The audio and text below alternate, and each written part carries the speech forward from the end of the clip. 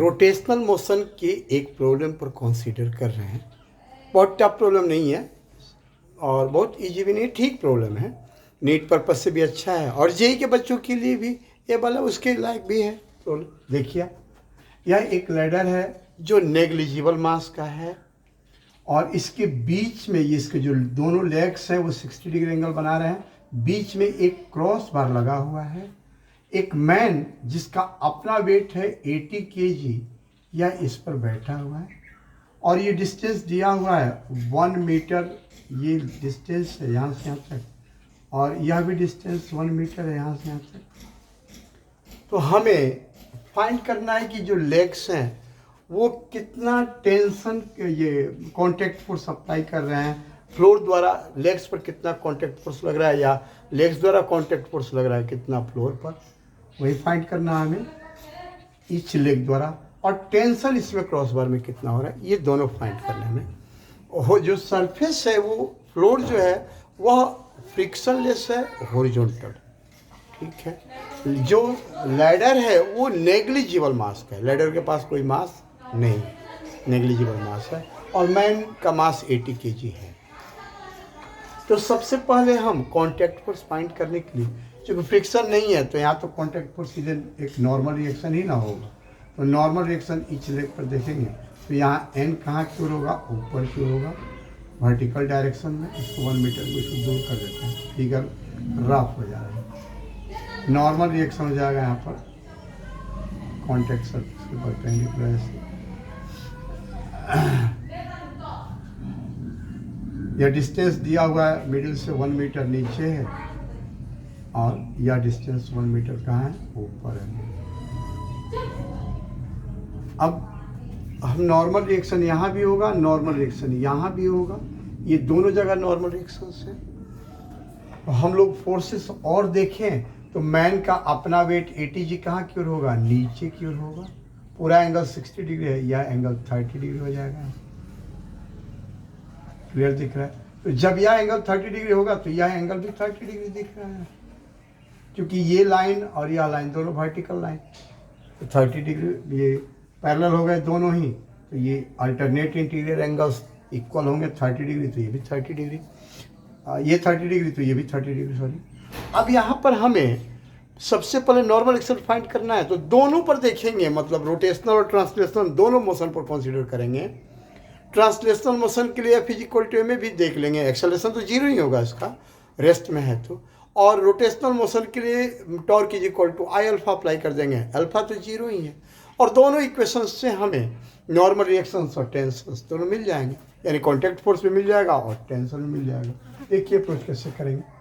सबसे पहले मैन को सिस्टम ले, ये मैन को या पूरे सिस्टम को ही सिस्टम ले रहे हैं, मतलब ये लैडर को और मैन को। तो लैडर का मास है ही नहीं, केवल मैन के पास मास है कितना, 80 kg, तो वेट हो जाएगा 80 g, यानी ग्रेविटेशनल फोर्स हो गया 80 g नीचे की ओर।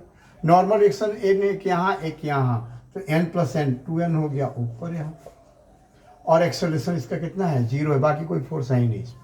टेंशन को एक दूसरे से कैंसिल आउट ही हो जाए, क्योंकि पूरे को सिस्टम दिया है। तो यहाँ पर 2n = 80 g, 2n = 80 g हो गया, तो n = कितना हो जाएगा, 80/2 यानी 40 g हो गया। नॉर्मल एक्शन हो गया। अब टेंशन के लिए देखें तो किसी भी पॉइंट के अबाउट टॉर्क लेंगे, जैसे इस पॉइंट के अबाउट टॉर्क ले सकते हैं, या इस पॉइंट के अबाउट टॉर्क ले सकते हैं, या बीच में किसी पॉइंट के अबाउट टॉर्क ले सकते हैं, या अलग से कोई पॉइंट के अबाउट टॉर्क ले सकते हैं, जहाँ से मन करे टॉर्क ले लें। हाँ, एक ही ध्यान रखेंगे, टेंशन को ये क्रॉस बार जो है इसके अलोंग टेंशन है, तो इस लाइन के अलोंग किसी भी पॉइंट के अबाउट टॉर्क नहीं लेंगे, नहीं तो फिर टेंशन जीरो हो जाए। टेंशन टी का जो के कारण जो टॉर्क होगा वो जीरो होगा, यानी टी उसमें नहीं आएगा, तो फिर हम कैसे टी का वैल्यू कैलकुलेट करेंगे। इसलिए इसको छोड़ के दूसरे किसी पॉइंट के अबाउट टॉर्क देखेंगे तो हो जाएगा। तो हम किसी एक लेग की इक्विलिब्रियम के लिए देख रहे हैं, जैसे यह लेग इक्विलिब्रियम में है, तो हम इस लेग के लिए देखें, यहाँ पर इस पॉइंट के अबाउट टॉर्क देख लेते हैं। इस पॉइंट के अबाउट टॉर्क कितना हो, तो इस पॉइंट के अबाउट मैन का अपना जो वेट है उसके कारण टॉर्क तो जीरो ही हो गया, काम ही खत्म हो गया उसका। अब टेंशन और नॉर्मल रिएक्शन बचा, तो टेंशन इस पॉइंट के अबाउट देखेंगे।